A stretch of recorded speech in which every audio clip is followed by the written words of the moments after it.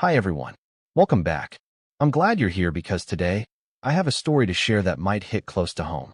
My name is Dominic, and if there's one thing I've learned the hard way, it's that nice guys really do finish last. I know, you've probably heard it before. But for me, it didn't click until my world came crashing down. I was just weeks away from saying I do when I got a voice memo from my fiancée, except it wasn't meant for me. That message tore apart everything I believed about us. About her, about my place in her life. So I'm going to take you back, piece by piece. From the day we first met to the moment I realized I was nothing but her fallback plan. It all started 3 years ago at a wedding that, looking back, turned my whole life upside down. I was there for the groom, my oldest friend, practically family. But Natasha, my fiancée-to-be, was one of the bride's bridesmaids, laughing and chatting in that bright little circle around her. She was captivating. I caught her eye a few times, and we managed some short, easy conversations, even though the day was a blur of speeches, dancing, and laughter. I didn't get her number. Something about that stuck in my gut. I kept thinking, man, you blew it. But she lingered in my mind, like a melody you can't shake. So I did something I never do. I asked the groom to get her number through his wife. He teased me, said I sounded desperate. But I told him straight. If I didn't try, I'd never stop wondering. A few days later, he gave me her number. At first, it was just friendly check-ins. Small talk that slowly turned into something more. I told her I liked her. No games, just honesty. That's when she told me she was already in a relationship. She didn't lie, didn't sugarcoat. And I respected that. She admitted it wasn't going well, but still, she was with someone. So I stepped back. I didn't want to be the guy who added more confusion. But even when I pulled back, she kept finding ways to keep me in her orbit. Random check-ins, late-night questions that felt a little too personal. I didn't know what to make of it. Was she keeping me on the hook? Was she just confused? Or maybe she just wanted someone to listen. Either way, I didn't walk away. I couldn't. Part of me was hooked on the possibility. 2 months later, I heard, through the grapevine, that she and her boyfriend had split. I didn't hear it from her, but suddenly, she was reaching out more. She wanted to know what I was doing, what I was up to. She even asked to tag along on my trips with the boys. At first, I wasn't sure what to think. I liked her, but I didn't want to assume. Still, when someone starts weaving themselves into your world like that, you don't fight it. You just let it happen. So I did. We started spending more time together, sometimes alone, sometimes in a group.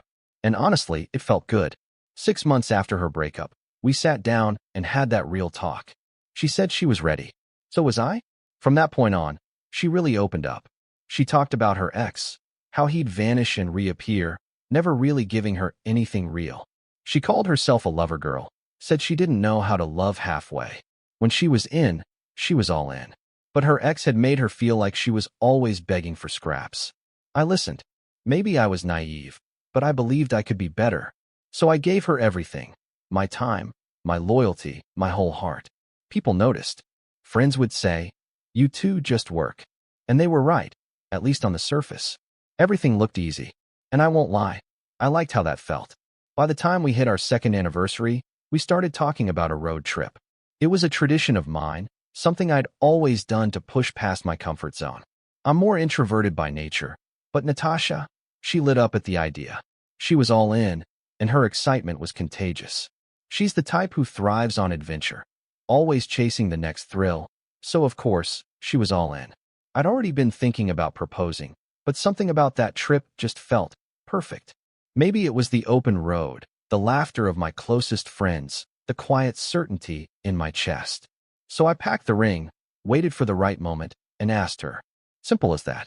The second she realized what I was doing, she burst into tears, said yes in a heartbeat, and held me like time had frozen around us. In that moment, I thought, this is it. This is the ending you dream of when you let someone in all the way. Coming back from that trip, life shifted gears. Wedding plans, moving boxes, little details to smooth out. Natasha moved in with me. It just made sense. We were building a life together, so why not start living it under the same roof? At first, it was all excitement. Waking up beside her, sharing every small piece of our days. As plans took shape, her sister Monica became a near-constant presence, either at our apartment or through the phone. I understood, sisters are close. But sometimes, it felt like their wedding talk slipped into places that had nothing to do with me. One afternoon, I caught Natasha saying to Monica, "Living with him in one house feels different." She stopped as soon as she saw me and changed the subject. I didn't say anything, just let it go. Maybe she was still adjusting, learning how to share a life instead of just a few nights a week. We gave ourselves months before the wedding, and for the most part, it was calm. We didn't argue, not even once. One evening, she even joked, "I honestly thought we'd be fighting by now, but it's been weirdly peaceful." I laughed, thinking that meant we were solid, two people perfectly in sync. I didn't realize, back then, how her words held a weight I didn't see. 2 weeks before the wedding, everything seemed to fall into place. Her bachelorette party was a full weekend of city lights, satin robes, and endless Instagram updates. Mine was a quiet cabin trip with the boys, some drinks, some laughs, like a last nod to the old days. Families were booking flights, planning outfits, buzzing with excitement. I'd always wanted something small, just family and friends. But Natasha had a different vision. "It's just one day," she said. "The day I've dreamed of since I was a little girl. I want it to be unforgettable." I couldn't say no. The way her face lit up when I said yes. That smile was worth more than my quiet vision. So I let her plan her dream day. And yes, I was starting to feel the pressure. Overwhelmed, even, but it felt like the good kind of pressure. The kind you expect when you're about to start forever with someone. But just when everything looked picture perfect, the bottom dropped out.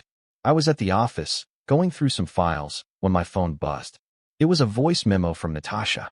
We sent them all the time, little updates, reminders, those casual "I love yous" that get you through the day. So I didn't think twice, until I pressed play. There was no "Hey babe," no soft greeting, just her voice, mid-conversation, like I'd stepped into a room I wasn't meant to hear. She was talking about me. My name wasn't in it, but I didn't need to hear it to know. She said she wasn't sure she wanted to go through with the wedding, that while I was kind and safe, there was nothing exciting about what we had. That because we didn't even fight, there was no spark, no fire to make it feel real.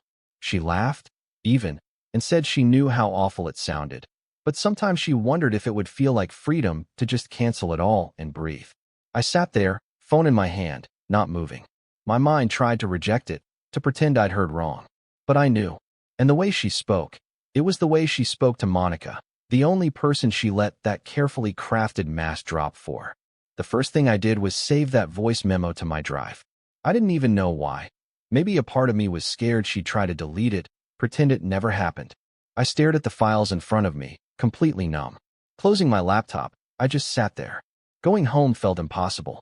I wasn't ready to look her in the eye, not after hearing that.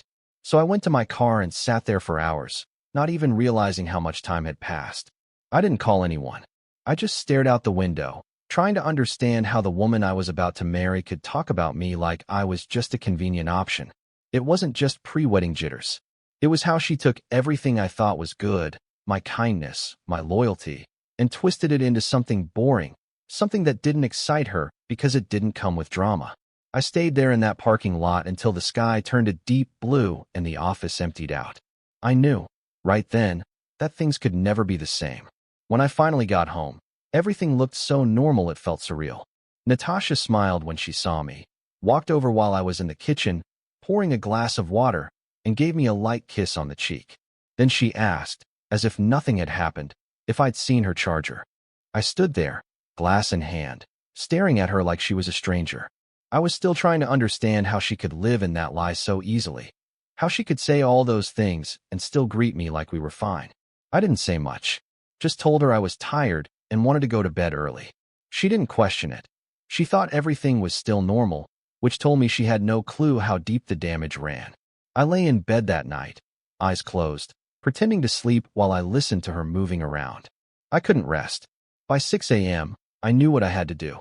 I got up quietly, packed a small bag with just enough for a few days, and sat down to write her a note.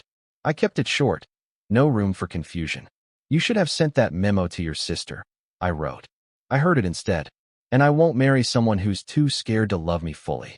You have 3 days to move out and return my key. If not, I'll involve the police." I left the note by the coffee machine, where she'd find it first thing in the morning. Then I picked up my bag and walked out, shutting the door behind me. Later that day, the calls started, one after another. I ignored the first two, but on the third, I answered. She was already crying, her voice shaking as she tried to explain. She said it was just a moment of doubt, words she never meant to say out loud, that she was stressed and overwhelmed, and she just needed to vent to her sister. I didn't interrupt her. I let her finish. When she was done, I told her calmly, moments of doubt don't sound like that. They don't sound like a confession you've rehearsed in your head. If you miss the thrill of chaos, go chase it. I won't stand in your way. Then I ended the call before she could start begging. I didn't want to hear apologies that only came after getting caught. But she didn't stop there. She started reaching out to everyone, friends, cousins, even her parents, trying to find someone who'd convince me to change my mind. The funny thing was, she never told them what she actually said, just that I heard something I wasn't supposed to, and I'd suddenly called everything off days before the wedding. That's what really got to me. She couldn't even own her words. But I could. I had that voice memo saved, backed up to my cloud the second I heard it. So whenever someone reached out, asking what happened, I didn't bother with explanations. I just sent them the audio and let them hear it for themselves. Her parents called me, sounding more heartbroken than angry. Her mom told me every relationship hits rough patches, that cold feet before a wedding isn't new. And I understood. I really did. But I told her there was no patch to fix, no way to rebuild trust when I'd been nothing more than the safe option all along. By the third day, Natasha moved out. She slid my key under the door while I was gone, neat and quiet. And in the middle of that heartbreak, I realized I'd escaped something much worse than a canceled wedding. I'd escaped a lifetime of pretending everything was okay. A week passed. I thought I'd closed the door on that chapter. But one night, she showed up again. When I opened the door, she stumbled over her words, said she never meant what she said in that voice memo, that she was just venting and didn't even know why she recorded it. I let her talk. When she was done, I looked at her and asked, if I never heard that memo, would we still be getting married while you faked being happy? Her mouth fell open, like she was about to answer, but nothing came out. Just silence. And that silence was everything. It told me she wasn't ready to face the truth, her own or mine. She reached for my hand, her voice cracking as she said we could still fix things, that we could reschedule the wedding, that maybe this didn't have to be the end. But I told her no, that everything was canceled, staying that way, no second chances. She started crying, saying people make mistakes, that this was just a slip of the tongue. I looked her in the eyes and said, this wasn't a mistake. It was the truth spilling out by accident. And if someone only tells you how they really feel by mistake, that's not someone you build forever with. She stood there, stubborn, refusing to leave. So I did. I locked the door behind me and walked away, leaving her on the porch with nothing left to say. That was the last time I saw her. What about you? Would you have stayed after hearing that voice memo? Or walked away like I did? Drop your thoughts in the comments. And if this story hit home, don't forget to like and share. See you in the next one.